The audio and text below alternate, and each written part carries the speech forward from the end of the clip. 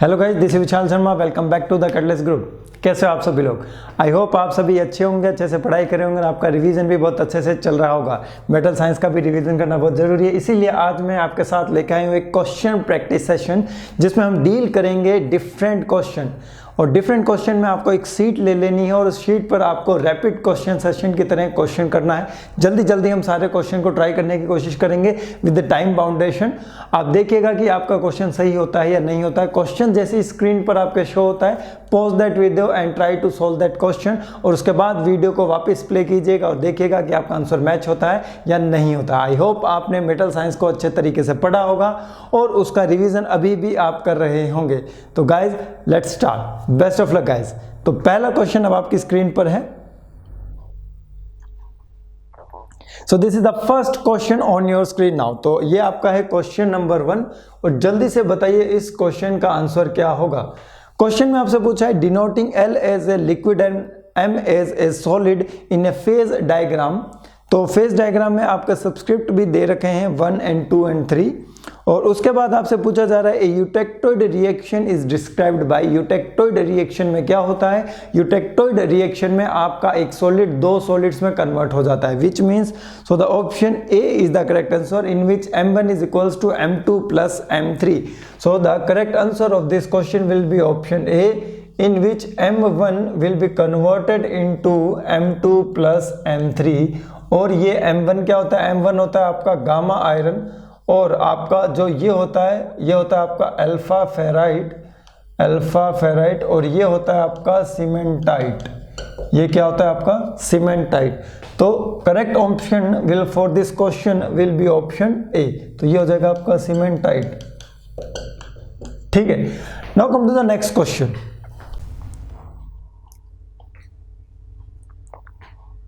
So pause the video and solve this question. This is the question number 2 of the session. Question number 2 क्या है आपका? Question number 2 है the number of the atoms per unit cell and the number of slip systems respectively for a face-centered cubic crystal are. So what we have to do, we have to find out the value of the number of atoms in per unit cell and the value of the slip systems. Okay, so the value of the slip system, and it is asking corresponding to the face center cubic, and for the face center cubic the number of atoms is what? सभी faces पर एक एक atom होता है जो कि half में divide हो जाता है और नेबरिंग एटम में शेयर हो जाता है, नेबरिंग यूनिट सेल में शेयर हो जाता है। तो number of atoms will be what? तो आपकी होती है 6 फेसेस, 6 का आधा कर दो आप, कितना हो जाएगा? 3। एक एक कॉर्नर पर होते हैं 8 कॉर्नर होते हैं, 8 यूनिट सेल में डिवाइड होते हैं। तो 3 + 1 is equals to 4, and for the number of slip system will be equals to 12. So the correct answer of this question will be what? Option C. तो 2 का भी आंसर क्या हो जाएगा? आपके ऑप्शन C हो जाएगा। Now come to the next question guys.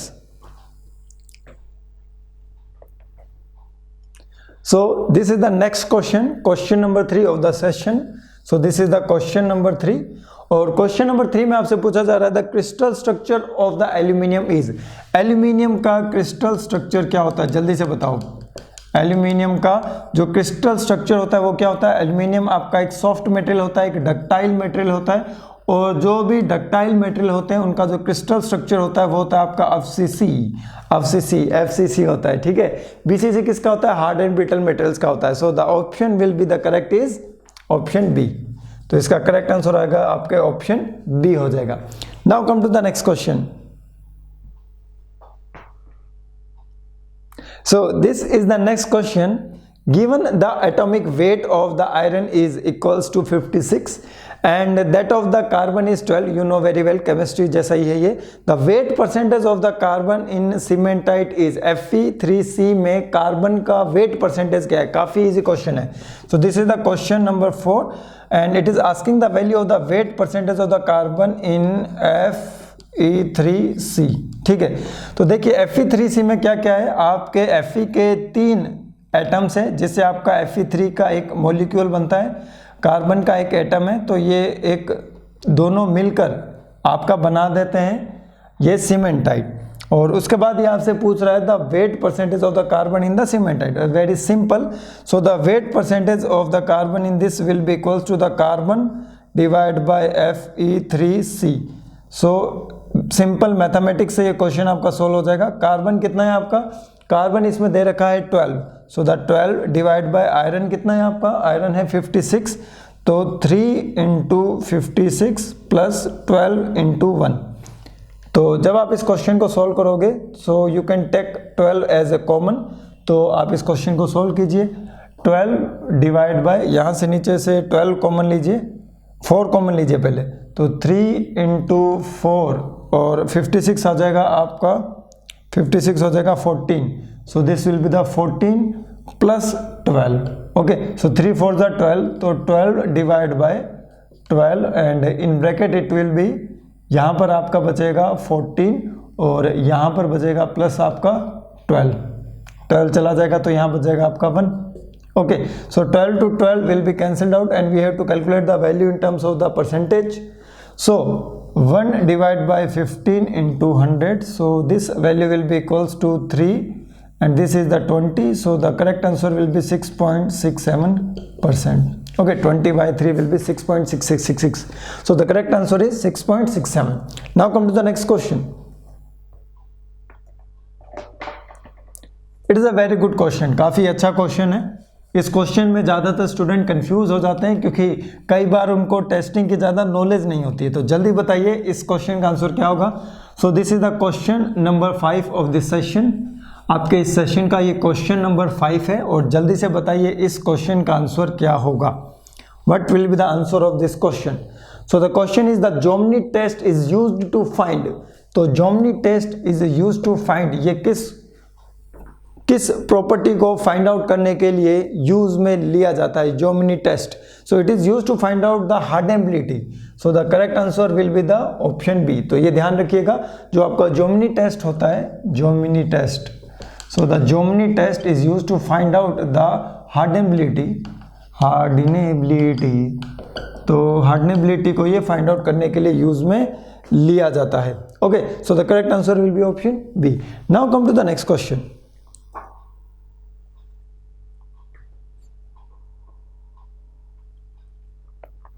So the next question is on your screen now, और जल्दी से बताओ कि इस क्वेश्चन का आंसर क्या होगा। What will be the answer of this question. ठीक है, जल्दी बताओ इस क्वेश्चन का आंसर क्या होगा। The atomic packing factor for a material with body centre cubic. So this is the question, it is asking the value of the atomic packing factor for a body centre cubic. तो इसका answer आपको याद होगा, ठीक है, इसका answer होता है आपका 0.68। ठीक है, ये वैल्यूज आपको डायरेक्ट याद रखनी है। आपका जो FCC होता है वो होता है 0.74, 0.68, 0.74, 0.74। जो आपका HCP होता है उसका भी होता है 0.74। तो डायरेक्ट आंसर है, ये वैल्यू आपको क्लास में बताई गई होगी कि क्या क्या इनकी वैल्यूज होती है। Now come to the next question.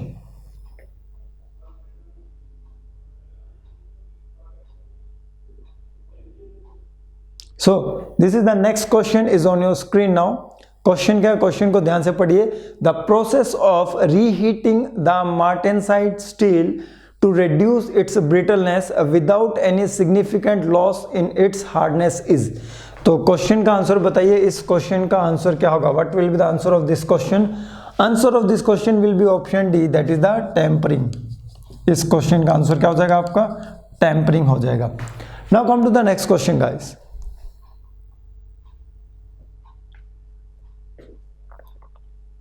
So this is the next question on your screen now. कुछ क्वेश्चन में जल्दी जल्दी करवा रहा हूं डायरेक्टली, क्योंकि आई होप वो क्वेश्चन आपको डायरेक्ट याद होंगे, सीधा नोट से ही क्वेश्चन उठाए। तो जो नोट से क्वेश्चन उठाए उसको बार बार समझाने से मतलब नहीं है। जो चीज़ क्लास में आपके डिस्कस हो चुकी है, कुछ समझाने वाली चीज़ें होंगी, जो कुछ आपको शॉर्ट ट्रिक होंगी, वो मैं बताने की कोशिश करूंगा। For a ductile material toughness is a measure of, toughness क्या होता है जल्दी से बताओ। Toughness is the energy stored in the material up to the fracture limit. तो इसका करेक्ट आंसर क्या हो जाएगा आपके ऑप्शन बी। इसका करेक्ट आंसर क्या हो जाएगा आपके ऑप्शन बी हो जाएगा। Now come to the next question. So this is the next question. During normalizing process of the steel, the specimen is heated. Option A, between the upper and the lower critical temperature and cooled in the still air. Option B, above the upper critical temperature and cooled in the furnace.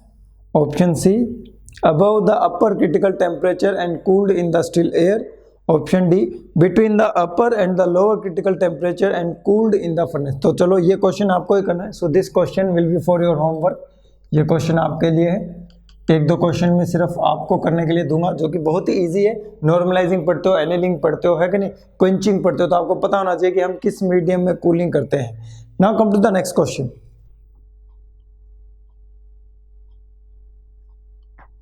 So this is the next question based on the crystal structure of the austenite. So this is the next question and it is asking the crystal structure. It is asking the crystal structure of austenite. जल्दी से बताओ इसका answer क्या होगा. Crystal structure of austenite. Gamma austenite है ना, alpha ferrite, gamma austenite. इसका answer क्या होगा जल्दी से बताओ. What will be the answer of this question? Answer of this question will be FCC. So the correct answer of this question will be option B. ठीक है, काफी अच्छा क्वेश्चन था. Now come to the next question.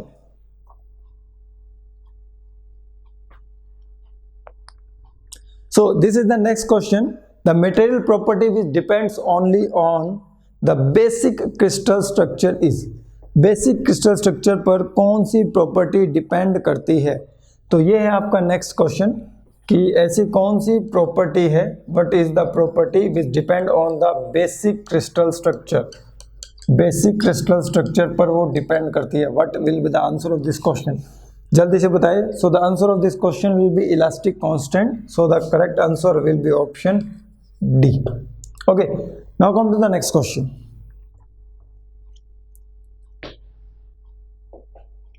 So this is the question, which of the following is the correct data structure for solid models. तो क्या होता है देखिए, सॉलिड पार्ट, फिर फेस बनता है, फिर एज बनता है, फिर वर्टिसेस बनता है.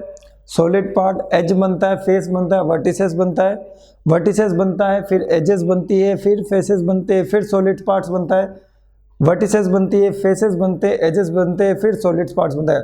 काफ़ी इजी क्वेश्चन है. जल्दी से बताओ इस क्वेश्चन का आंसर क्या होगा. What will be the answer of this question. सबसे लास्ट में तो सॉलिड पार्ट बनता है, और सॉलिड पार्ट बनने के लिए फेस बनना जरूरी है, और फेस बनने के लिए हमें क्या चाहिए, एजेस चाहिए, और एजेस बनने के लिए हमें वर्टिसेस चाहिए. So the correct answer of this question will be option C. इसमें क्या होगा देखिए, इसमें सबसे पहले होगा वर्टिसेस. सो हमें चाहिए वर्टिसेस. वर्टिसेस से बनेंगे आपके एजेस, एजेस से बनेंगी आपकी फेसेस, और फेसेस से बनेगा आपका सॉलिड पार्ट. ठीक है, तो इसको हमें उल्टा सोचना पड़ेगा, तब जाके हमारा आंसर आएगा. So the correct answer will be option C. Now come to the next question.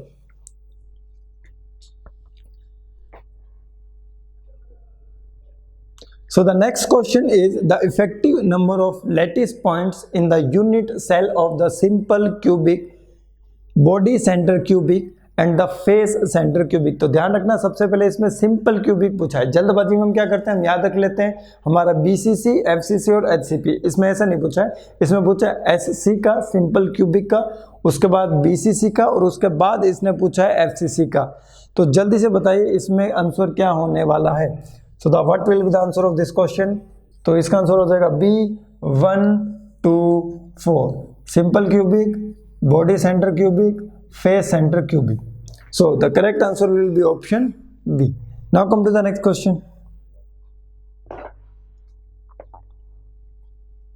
So it is a very easy question. क्या होगा इस क्वेश्चन का आंसर, जल्दी से बताओ. So if a particular iron carbon alloy contains less than 0.83% carbon, it is called high speed steel. बिल्कुल भी नहीं, ये करेक्ट कर लिया ना, देख लेना.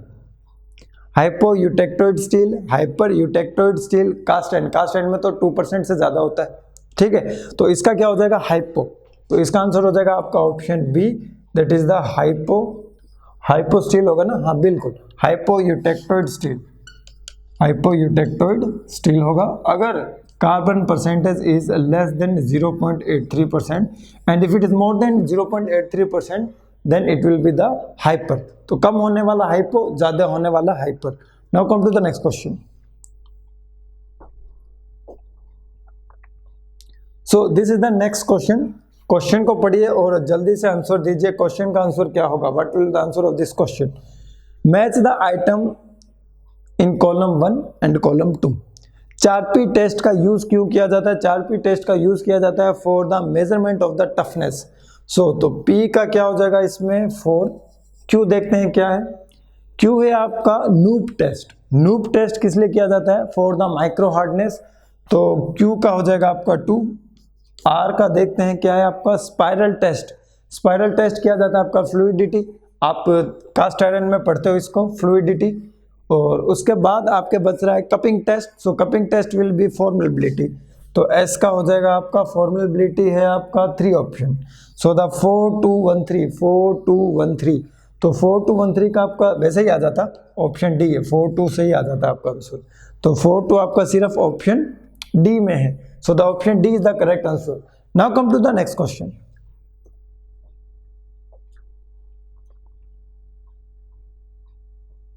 So this is the next question. The main purpose of the spheroidizing treatment is to improve. तो इससे भाई क्या improve होता है जल्दी बताओ। spheroidizing treatment से spheroidizing, ओके। सो क्या होता है इससे जल्दी बताओ। spheroidizing से आपका क्वेश्चन है और spheroidizing से क्या होगा जल्दी से बताओ।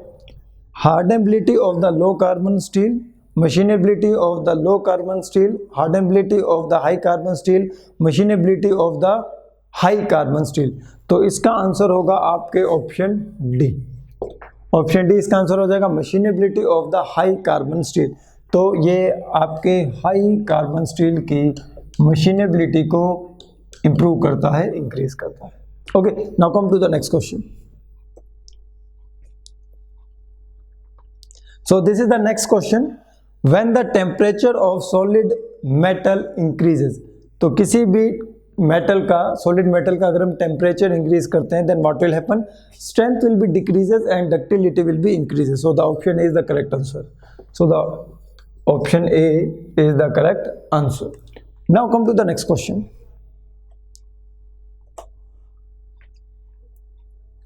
So it is a very good and very easy question. The percentage of carbon in grey cast iron in range of. So आपसे पूछा है ग्रे कास्ट आयरन का परसेंटेज, जल्दी से बताओ। अभी ये मैंने क्लास में बता दिया था कि कास्ट आयरन का परसेंटेज क्या होता है, तो जल्दी से बताओ इसमें क्या रेंज होती है। What will be the range? 8 to 10% तो होगा नहीं, तो डी ऑप्शन किसी का नहीं आना चाहिए। तो option C is the correct answer. So the C 3 to 4%। अरे ये कास्ट आयरन है ना भाई, चाहे ग्रे हो वाइट हो कुछ भी हो, 2 से तो ज़्यादा ही होगा।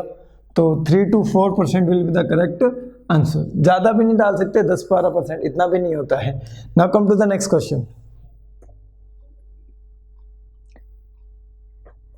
सो this is the next question. Hardness of steel generally improves with, greatly improves with. तो हम स्टील की हार्डनेस को करते हैं। How can we improve the hardness of the steel? Option है एनीलिंग, बिल्कुल नहीं। Option C normalizing and option D tempering. तो आपका आंसर हो जाएगा एक, आप हार्डनेस इंक्रीज करने के लिए मेथड यूज में लेते हो, दैट इज द साइनाइडिंग। तो इसका जो करेक्ट आंसर है क्वेश्चन का, that will be the cyaniding, option B. Option B cyaniding, ठीक है। So the cyaniding will be the correct answer. Now come to the next question. So this next question is cold working of the steel is defined as working. ये तो सबसे easy है, ये गलत हो गया ना, देख लेना। ये पूछ रहा है कोल्ड वर्किंग, क्या आंसर होगा? What will be the answer of the cold working? Cold working वो वर्किंग होती है जिसमें हम वर्क करते हैं below recrystallisation temperature, below recrystallization temperature. So below its recrystallization temperature. So the option C is the correct answer. Okay, now come to the next question.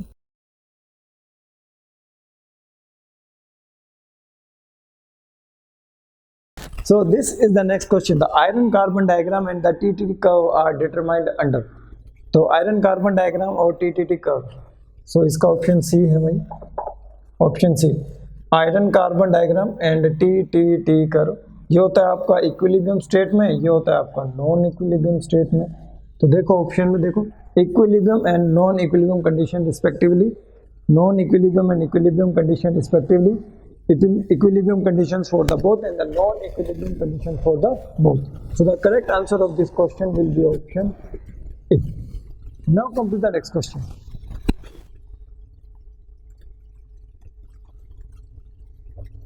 So this is a very good question based on the application. ये application based question है. जल्दी से बताओ इस question का answer क्या होगा. What will be the answer of this question. जल्दी से बताओ. टेनिस रैकेट का क्वेश्चन है. The most widely used reinforcement in modern day FRP tennis racket is. आजकल हम टेनिस रैकेट में कौन सा मेटल यूज करते हैं, इसका आंसर क्या होगा. So the option will be the B answer carbon. कौन होगा? कार्बन होगा. Okay, now come to the next question.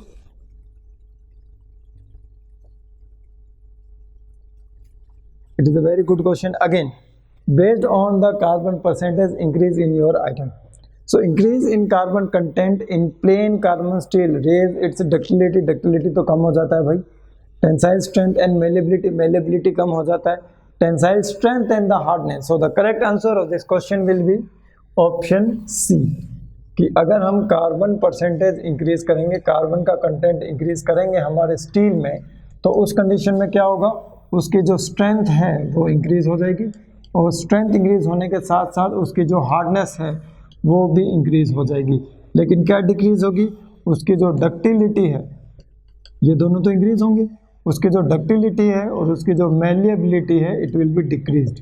तो malleability and ductility will be decreased. So the correct answer of this question will be tensile strength and the hardness will be increase if we increase the carbon content in the plain carbon steel. So this is the last question of your part 1 session. तो I hope आपने question session को अच्छे से enjoy किया होगा. Part 2 session में अब हम और क्वेश्चन करेंगे. जहाँ जहाँ यहाँ पर गलतियाँ हुई है, जो जो आपको टॉपिक आपके वीक लग रहे हैं, उनका एनालिसिस कीजिए, और एनालिसिस करने के बाद सिर्फ उन्हीं टॉपिक्स का रिवीजन कीजिएगा जो क्वेश्चन आपके गलत हुए हैं. फिर मिलेंगे हम हमारे नेक्स्ट क्लास में guys.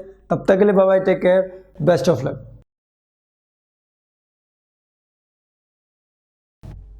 Hello guys, this is Vishal Sharma. Welcome to the catalyst group. कैसे हो आप सभी लोग? आई होप आप सभी अच्छे होंगे, अच्छे से पढ़ाई कर रहे होंगे. पार्ट 2 के इस सेशन में मैं आप सभी का स्वागत करता हूं मेटल साइंस में. मेटल साइंस के अब हम रिमेनिंग क्वेश्चन प्रैक्टिस के लिए करेंगे. So we are having 40 question for the metal science. तो एक शीट लीजिए जिसमें 1 से लेकर 40 तक काउंटिंग कीजिए और क्वेश्चंस को सॉल्व कीजिए. तो अब आपकी स्क्रीन पर सबसे पहला क्वेश्चन शो होने वाला है. So best of luck guys. अब देखिए question. So this is the first question on your screen now. क्या है क्वेश्चन? क्वेश्चन को ध्यान से पढ़िए. Which one of the following pairs is not correctly matched? तो कौन सा सही मैच्ड नहीं है वो हमें बताना है. कौन सा है वो नहीं बताना है. तो point defect in crystal lattice is self interstitial, so it is the correct one. Linear defect in the crystal lattice, this is the grain boundary, which is incorrect. So the answer of this question will be option B. इस question का answer क्या हो जाएगा? आपके option B हो जाएगा. Now come to the next question guys.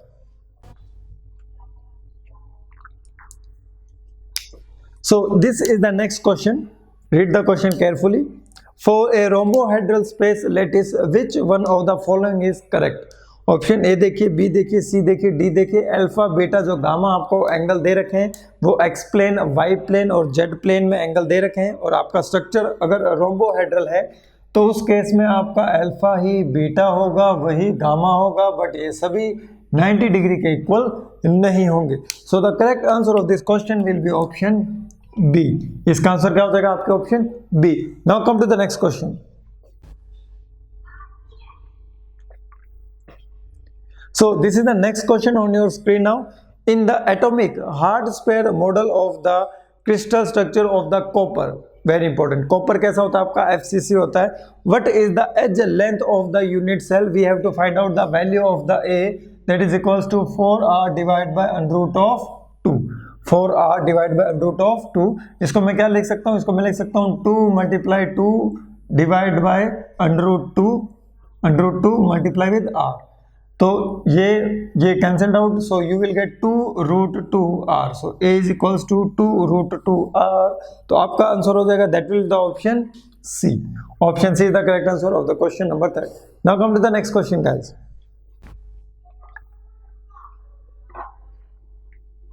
So this is the next question. Which one of the following is correct for the buzzer vector in the screw dislocation? It lies parallel to the dislocation line. So the option C is the correct answer.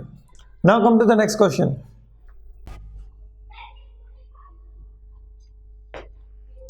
So this is the next question, again ऐसा ही question है आपका। In a triclinic unit cell all angles are not equals to each other, so alpha is not equals to beta is not equals to gamma, which is further not equals to 90 degree.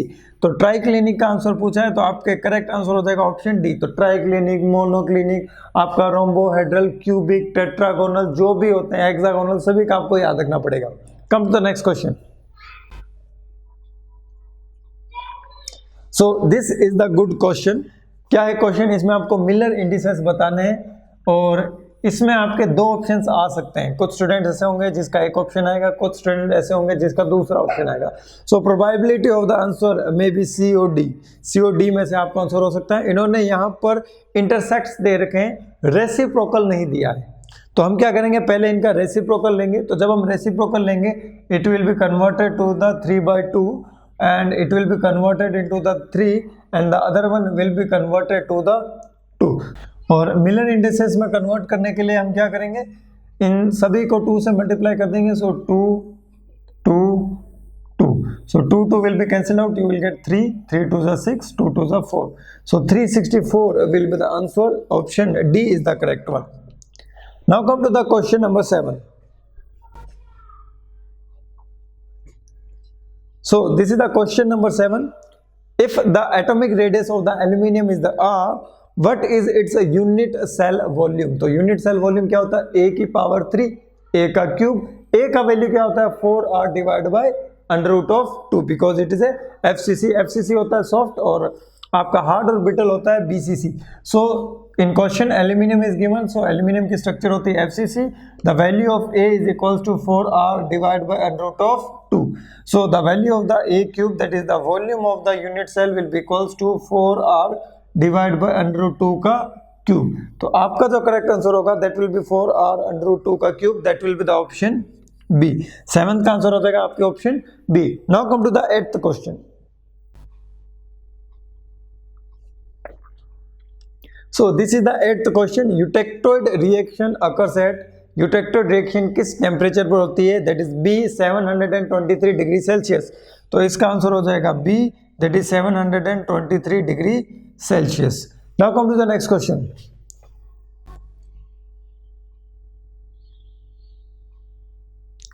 So this is the next question. Addition of the magnesium to cast iron increases its, क्या increase करता है? Ductility and the strength in the tension. So the option B is the correct answer. तो आपके इसका answer हो जाएगा option B. Now come to the next question guys.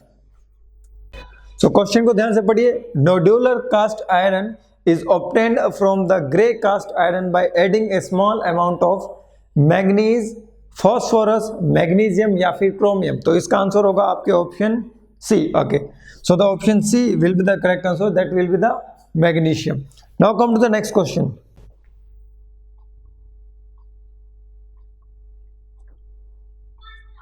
So which of the following elements is an austenitic stabilizer? तो austenitic stabilizer कौन सा होता है? क्रोमियम, टंगस्टन, निकल या फिर मोलिब्डेनम। तो इसका आपका आंसर होगा that will be the option C, that is the nickel. Directly theory based question है, ये आपको याद रखने पड़ेंगे। कम to the next one.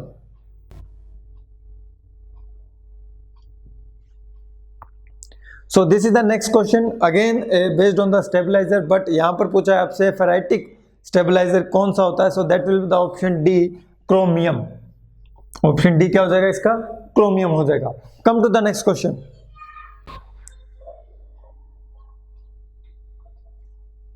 So this is the next question।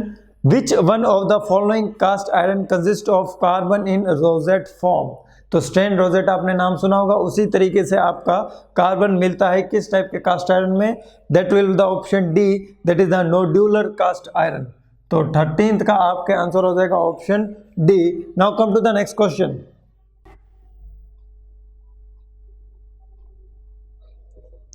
Next question is which one of the following material can be subjected to an age hardening process? That is the option B, aluminium. तो 14th का आपके answer क्या हो जाएगा? Option B. Now come to the next question guys.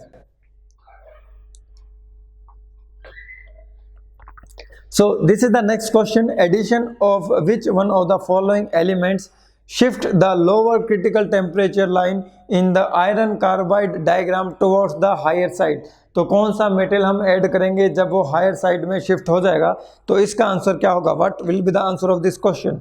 तो इसका answer हो जाएगा आपका molybdenum, so that will be the option C. तो 15th का जो आपका आंसर होगा that will be the option C. Now come to the next question. So next question is, which one of the following phase is not present in the iron carbon diagram। तो iron carbon diagram में कौन सा आपका phase present नहीं होता है, ferrite, cementite, austenite और martensite. So the option D is the correct answer of the question number 16। Now come to the next question guys. Question को पढ़िए। Eutectoid reaction occurring at the 727 degree Celsius with 0.77% of the carbon is, क्या होता है इसमें, आपका इसमें option होगा option C. So the correct answer of this question will be option C. 17 का आपका आंसर होगा C, that is austenite is converted into the ferrite and the cementite. तो आपका 17 का आंसर है C. Now come to the next question. So this is the next question. Very small quantity of the carbon in iron as in steels forms interstitial solid solution mainly because the atomic size of the carbon is very less as compared to the iron। तो option C will be the correct answer। 18th का आपका option हो जाएगा C। Now come to the next question। So this is the next question। Machine tool guideways are usually hardened by, it is usually hardened by with the help of the flame hardening process, that is the option D। ये कुछ ऐसा question है जिसमें explain करने वाली चीजें नहीं है। आप क्लास में अगर ध्यान से सुने होंगे चीजों को, आप आसानी से क्वेश्चंस को अटेम्प्ट कर लेंगे। तो अगर आपको याद भी नहीं आ रही है चीजें, तो इन क्वेश्चन को आप याद करने की कोशिश कीजिए यहीं पर ही। Come to the next question. So this is the next question। TTT diagram indicates the time temperature transformation of what? It will indicate the time temperature transformation of the austenite। So the correct answer of this question will be option D। तो 20 का भी आपका answer क्या हो जाएगा, option D। Now come to the next question। So this is the question number 21। Primary objective of the full annealing is to increase the toughness and the yield point। उसके बाद है आपका reduce the ductility and the resilience। उसके बाद है आपका remove foreign impurities and the improve surface finish, increase the ductility and the machinability। तो आपका इसका जो करेक्ट आंसर होगा that will be the option D। It will increase its machinability as well as the ductility of the material। Come to the next question। So this is the next question। The Eutectoid reaction in iron carbon above the lower critical temperature when cooled results in your ferrite and the cementite। तो देखिए ferrite and cementite कहाँ है, option B. So the option B is the correct answer। Now come to the next question। Which one of the following mediums is used for the faster cooling rate of the steel quenching, that is the brine। तो इसका answer क्या हो जाएगा आपके, option D. Option D will be the correct answer. Now come to the next question, question number 24। A steel specimen is heated to 780 degrees Celsius and is then cooled at the slowest possible rate in the furnace itself। So the property imparted on the specimen by this process will be, it will increase its toughness। So the option A is the correct answer। Okay, now come to the next question। Which one of the following features improves the fatigue strength of the metallic material, that will be the under stressing। पहले stress करके उसे रख लो। So that will be the option D is the correct। Now come to the next question। So this is the next question। What are the materials which show directional dependent properties। तो Hooke's law आपने पढ़ा होगा, वही से ही। तो देखिए इसका option क्या होगा, option D, that is the anisotropic material जिसमें डायरेक्शन डिपेंडेंट प्रॉपर्टीज होती है। एक्स में अलग होगी, वाई में अलग होगी, जेड में अलग होगी। उसका मतलब है एक्स डायरेक्शन में जो आपका यंग्स मॉडुलस ऑफ इलास्टिसिटी होगा वो अलग होगा, वाई में अलग होगा, जेड में अलग होगा। उस टाइप के मटेरियल को हम कहते हैं anisotropic material. So the option D will be the correct answer of the question number 26। तो 26 का आपका आंसर हो जाएगा D. Now come to the question number 27।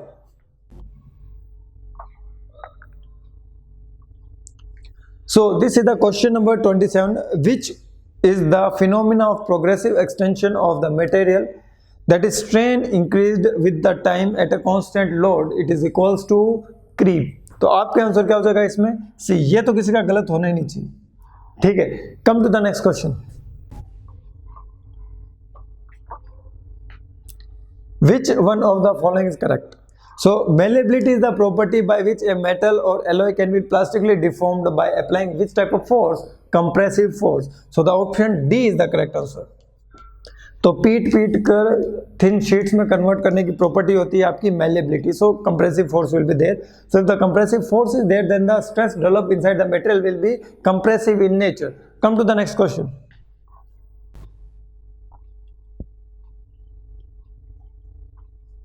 So this is the next question। The hardness of the lathe bed material should be measured by।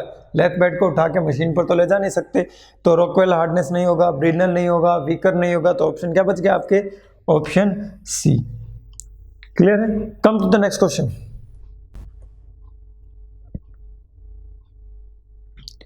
This is the next question. Cleavage fracture is the form of brittle.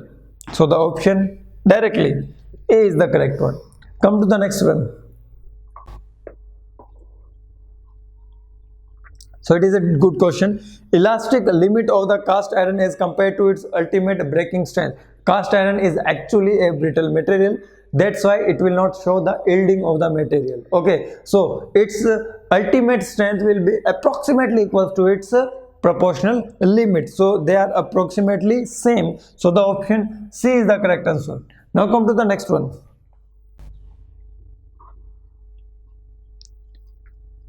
So this is based on again the strength of metal and the metal size combination, the capacity of a material to absorb the energy and deform elastically, not plastically।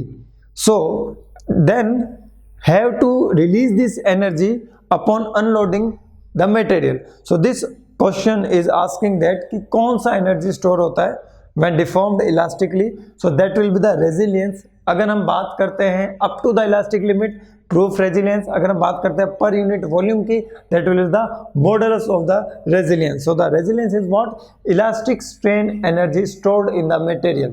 अगर हम बात करते हैं plastic up to the fracture point, that will be the toughness। So the option B is the correct answer of this question 32। Come to the next question। Question पढ़िए। Which one of the following pairs of test has been developed to evaluate the fracture resistance of the engineering materials subjected to dynamic loads और impacts. तो अगर हमें किसी material का fracture resistance निकालना है तो हम किस टाइप की टेस्टिंग करते हैं? That is the tension impacts and the bending impacts. So the option A is the correct one.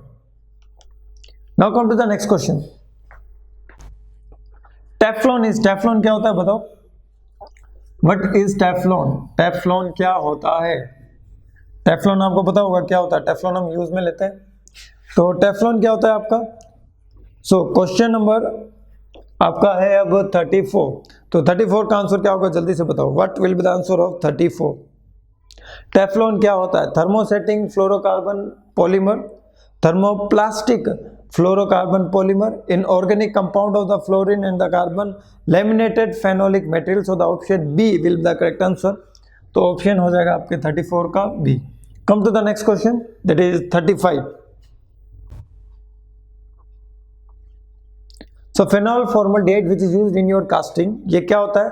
Thermosetting polymer. तो आपका करेक्ट आंसर हो जाएगा that will be option B। Again it's very easy question from the casting subject itself। Come to the next question।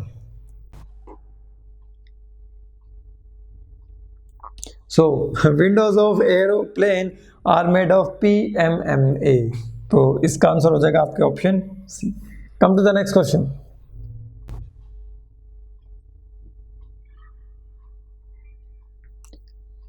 Calvar epoxy compounds is widely used in automobiles। तो option A is the correct answer. Direct question है, 3-4 बार पढ़ोगे याद हो जाएगा, फिर आपको option देखने की भी जरूरत नहीं रहेगी। Come to the next one.